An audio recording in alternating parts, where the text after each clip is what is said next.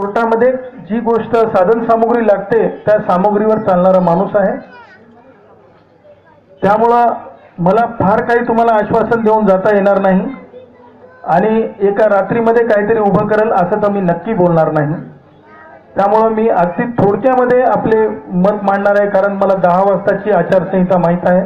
कायद्यामध्ये जगणारा माणूस आहे, त्यामुळे मी कायदा तोडलेला मला आवडणार नाही. मी आपल्याला हे सांगू इच्छितो आणि मी वारंवार सातत्याने हे सांगतही होतो, मी ज्या कामाचा वकील आहे ते थोडं अवघडच काम आहे. मी नोकऱ्यावाल्यांचा एक वकील आहे आणि प्रॉपर्टीचा एक वकील आहे. माझा तुम्ही जमिनीतला अनुभव विचाराल तर माझा जमिनीतला अनुभव असा आहे, ज्याच्या घरात नाही पीठ ते मागतात विद्यापीठ असं मानणाऱ्या बाळ ठाकरेची समाधी देखील शिवाजी पार्कात केली जाऊ नये अशी याचिका मी दाखल करणारा माणूस आहे. आणि ती समाधी तिथून काढण्यासाठी मी आर्ग्युमेंट करून आज तगायत तिथं ती समाधी सिमेंटची बांधून न दिलेला जमिनीचा वकील आहे. मी आपणाला सांगू इच्छितो, पोलीसवाले जे पोलीस शिपाई असतात अशा 200 पोलिसांना फौजदार केलेला मी वकील आहे. या महाराष्ट्राचे 2-3 पोलीस महासंचालकांचा वकील आहे. जवळपास 13 न्यायाधीशांचा वकील आहे. असं माझं दुतर्फी असं काम आहे. मला नवरा बायकोच्या भांडणातली केस मी कधी लढली नाही, मला त्याच्यातला कायदा कळत नाही. पण जर तुम्ही मला सांगितलं की सर ही 200 वर्ष आधीची प्रॉपर्टी आहे, तर मी उलटं गणित तुम्हाला सांगू शकतो आणि ते मी करू शकतो. बंधू भगिनींनो, मी आपल्याला एक आठवण मलाही आहे. ज्यावेळेस मी इथं आलो मागच्या वर्षी 7 डिसेंबरच्या नंतर काहीतरी तारखेला मी आलो, 8 तारखेला मी काहीतरी आलो. त्यावेळेस मी सांगून गेलो होतो, मला भेटले होते सगळी माणसं. त्यावेळेस मी म्हणालो, एकदाची सगळ्या पुढाऱ्यांना हाऊस मौज करून घेऊ द्या, फोटो काढून घेऊ द्या, ते काय सोशल मीडियावर व्हॉट्सअप करून घेऊ द्या, टेलिव्हिजनला मुलाखती देऊन घेऊ द्या. हे सगळं झाल्याच्या नंतर बाबासाहेबांनी जी तिसरी शक्ती दिलेली आहे ती आहे न्यायालय. आणि त्या न्यायालयामध्ये नंतर मी लोकांना उभं करतो. बंधू भगिनींनो, येता काळ निवडणुकीचा आहे. माझा त्या निवडणुकीशी राम मला मी मानत नाही, पण माझा कोणताही सोयीसुतक त्या निवडणुकीशी नाही. मी कोणाच्याही गटाचा नाही, कोणत्याही राजकीय पक्षाशी माझा संबंध नाही. त्यामुळे जर मी बोलत असताना एखाद्या राजकीय पक्षाचं किंवा एखाद्या व्यक्तीचं नाव मध्येच आलं तर त्या माणसाने गैर मानू नये. जसं सिगरेटच्या पॉकेटवर ही सिगरेट पिली तर कॅन्सर होऊ शकते, तंबाखू खाला तर कॅन्सर होऊ शकते, तसं मी तुम्हाला सांगू इच्छितो, एखाद्या लिडरचं नाव घेतलं तर कृपया गैरसमज करून घेऊ नये की मी त्या लिडरचा विरोधक आहे. बंधू भगिनींनो, मी तुम्हाला सांगतो, हे मी काही तुम्हाला नव्याने काही देणार नाही. जे लिखित आहे, जो लिखित कायदा आहे तो कायदाच आपण बोलणार आहोत. आज आपण सगळेजण उघड्यावर आहोत. सगळे दारिद्र्य रेषेखालचे आहात का नाही मला थोडक्यात करा. दारिद्र्य रेषेखालचे आहात का सगळे? मी तुम्हाला सांगतो, मला वाटतं शुक्रवारी एक मी केस चालवली सोनवणे मॅडम. ती केस होती आपल्या कोणतं ग्राउंड ते शिवाजी पार्काची. शिवाजी पार्कावर असं सांगण्यात आलं की तिथं लाऊडस्पीकर लावू नका, लोकांना रात्रीची राहण्याची व्यवस्था करू नका आणि लोकांसाठी तिथे शौचालय बांधू नका.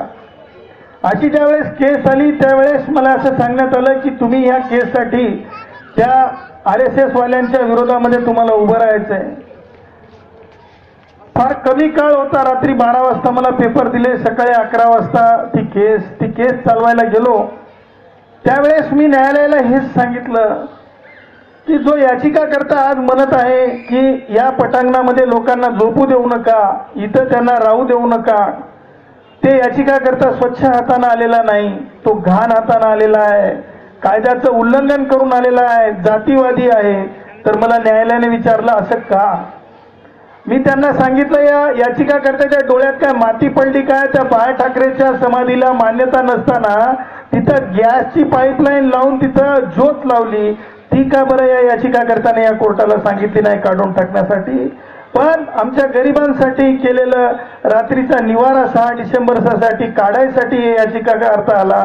ह्या नालायक माणसाची याचिका या न्यायालयाने ऐकू नये. त्याच्या पुढे जाऊन न्यायालयाने मला विचारलं किती लोक इथं राहतील, तर मी सांगितलं 1 करोड लोक येणार आहेत. न्यायालयाने सांगितलं शिवाजी पार्क तर असू द्या, परंतु आणखीन दुसरे ग्राउंड असतील तेही द्या. मी त्यांना सांगितलं डॉक्टर बाबासाहेब आंबेडकरांच्या लिखित कायद्याच्या आधारे सर्वोच्च न्यायालयाने एक निवाडा दिला. त्या निवाड्यात त्यांनी सांगितलं night shelter right to night shelter home म्हणलं. त्याच्यात काय सांगितलेलं आहे? नुसतं उघड्यावर राहू द्यायचं नाहीये. मुंबईतून बाहेरून आलेला चाकरमानी असेल किंवा इथं कष्ट करण्यासाठी आला असेल तर त्याला नुसता म्हणजे उघड्यावरच राहू द्यायचं नाही, तर त्याला घर द्यायचंय. नुसतं घरच द्यायचं नाही तर स्वच्छ पाणी द्यायचं पिण्यासाठी. नुसतं स्वच्छ पाणी नाही तर आता कोर्टाने सुप्रीम कोर्टाने सांगितलंय त्याला जेवण सुद्धा द्यायचंय एका टायमाचं रात्रीचं. हे सांगितल्यानंतर याचिकाकर्त्याची एकदम मॉरल खाली आलं आणि मी काय तुलना केली हे त्याच्या लक्षात आलं आणि बिघडलेल्या कोर्टाने सांगितलं की याच्या पुढे शिवसेना आणि मनसेची दादागिरी चालणार नाही. आणि तसंच सगळ्या वृत्तमानपत्राला मला वाटते 6 तारखेला छापून आलं.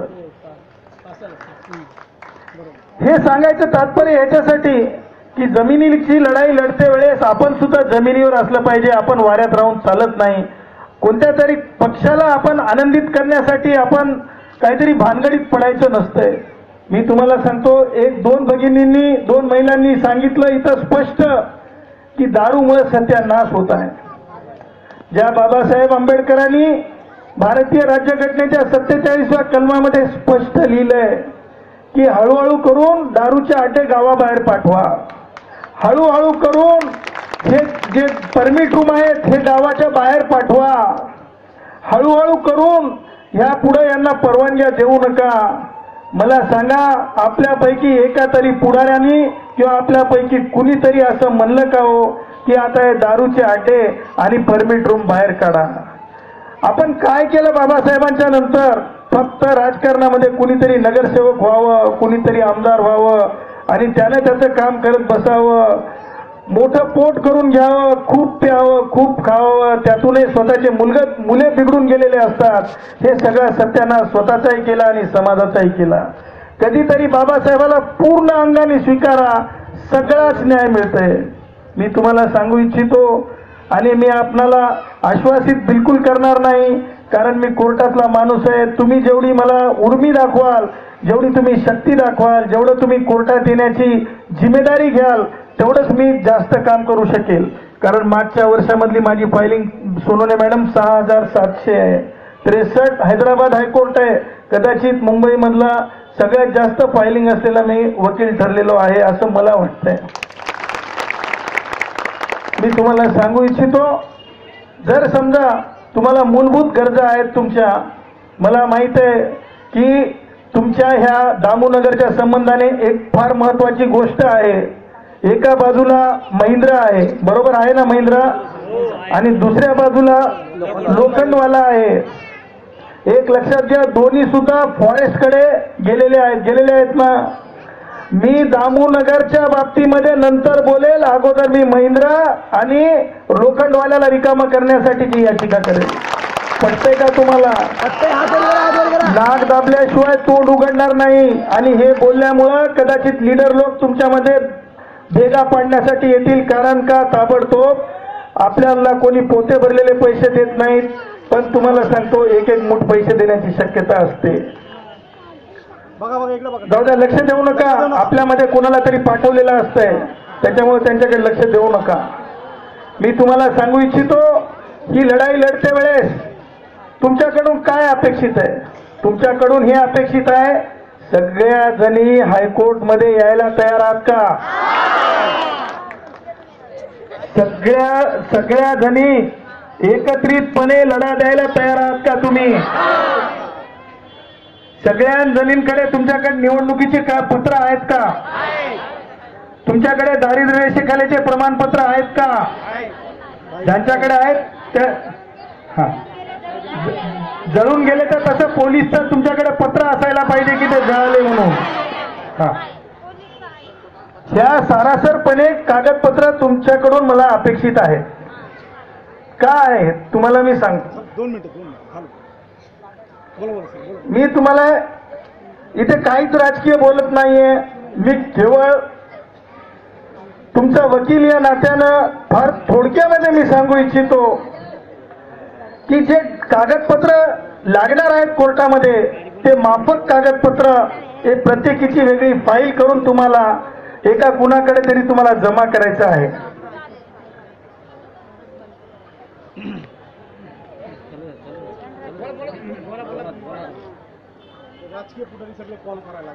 मी महाराष्ट्र ऍडमिनिस्ट्रेटिव्ह ट्रिब्युनल मॅट ह्या कोर्टाचा अध्यक्ष आहे आणि मला कायद्याची बऱ्यापैकी माहिती आहे. त्यामुळे मी कायद्याचा भंग करणार नाही. कोणतंही राजकीय भाषण होणार नाही. केवळ एक मी सांगू इच्छितो, अशाच प्रकारची परिस्थिती रोहित विमुलाच्या प्रकरणामध्ये हैदराबादमध्ये झाली होती. 260 याचिकाकर्ते माझे होते. त्यावेळेस कोर्टाने सांगितलं की याचिकाकर्त्याची संख्या ही अनलॉफुल असेंब्ली होत नाही.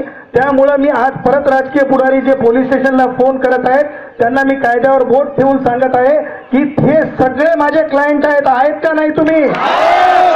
आणि ज्यावेळेस माझे जर हे क्लायंट असतील तरी अनलॉफुल असेंब्ली नाही आणि अनलॉफुल असेंब्ली आहे असं कोणी म्हणण्याच्या भानगडीत पडत असेल तर मी महाराष्ट्र ऍडमिनिस्ट्रेटिव्ह ट्रिब्युनल मॅट ह्या कोर्टाचा अध्यक्ष आहे. माझं नाव ॲडव्होकेट डॉक्टर गुणरत्न सोनावते आहे. राजकीय पुढाऱ्यांनी हे लक्षात घ्यावं आणि जास्तीच्या भानगडी वाढवण्याच्या याच्यात पडू नये. धमक्या वगैरे जर कुणी देत असतील तर 1,200 रुपयामध्ये हायकोर्टमध्ये क्रिमिनल रिट पिटिशन फाईल होईल. केवळ 1,200 रुपयामध्ये.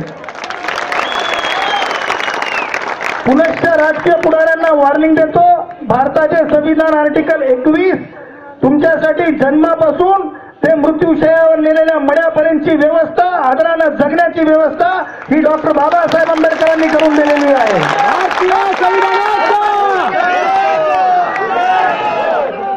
मूलभूत हक्काच्या लढाईमध्ये कोणी बाधा व्यक्त करत असेल आणि त्यातल्या त्यात मागासवर्गीय शेड्यूल कास्टच्या बाबतीमध्ये जर कोणी बाधा व्यक्त करत असेल, त्यांच्या हक्काच्या प्रश्नावर जर कोणी काही करत असेल तर अॅट्रॉसिटी ऍक्ट 1989च्या सेक्शन R च्या पुढचे सगळे सेक्शन ऍट्रिब्यूट होतात.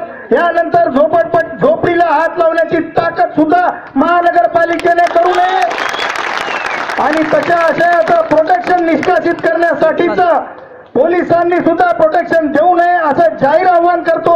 बंधू आणि भगिनींनो, 24x7 तुम्हाला सांगतो, हिरानंदानी सारखा बिल्डर शेवटी त्यांनी हिरानंदानीची जागा त्यांनी सोडलेली आहे आणि तिथं असणाऱ्या भांडेवाल्या आणि साधं काम करणाऱ्या कामगार महिलांना तिथं न्याय मिळालेला आहे. ती चुरमी आज मला इथे दिसते. नक्की पुढच्या वर्षी याच्या वेळेस मी तुम्हाला एक गोष्ट आश्वासित करू इच्छितो. ज्या शरद पवारांनी अॅट्रॉसिटीच्या ऍक्टवर धुळफेक चालवली, त्रास चालवला, त्या शरद पवारांच्या मुलींनी 444 एकरच्या म्हणजे 17,000 करोडच्या जमिनी घोटाळ्यामध्ये होती. ती केस आम्ही दत्ता सामंतांच्या वतीनं चालवलेला मी वकील आहे. मागच्या आठवड्यामध्ये आम्ही सुप्रिया सुळेसह 444 एकर म्हणजे 17,000 करोड रुपयाच्या प्रकरणामध्ये उच्च न्यायालयाने चौकशीचे आदेश दिलेला मी वकील आहे. आमच्या हक्काशी जर लढाल, आमच्या हक्काला जर बाधित कराल तर जे सुप्रिया सुळेचं झालं ते सगळ्यांचं होईल. मग तो कोणत्या राजकीय पक्षाचा असेल किंवा आमच्या RPI गटामधला एखादा असेल त्याची तमा केली जाणार नाही. एवढं बोलतो, पोलिसांना त्रासात टाकत नाही. आपले 2 शब्द थांबवतो.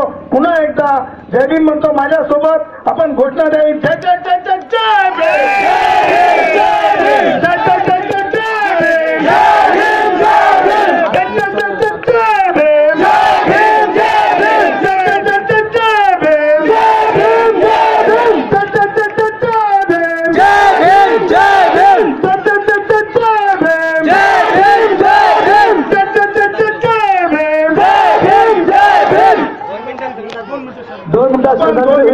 श्रद्धांजली व्यक्त करायची 2 मिनिटं होईल सर.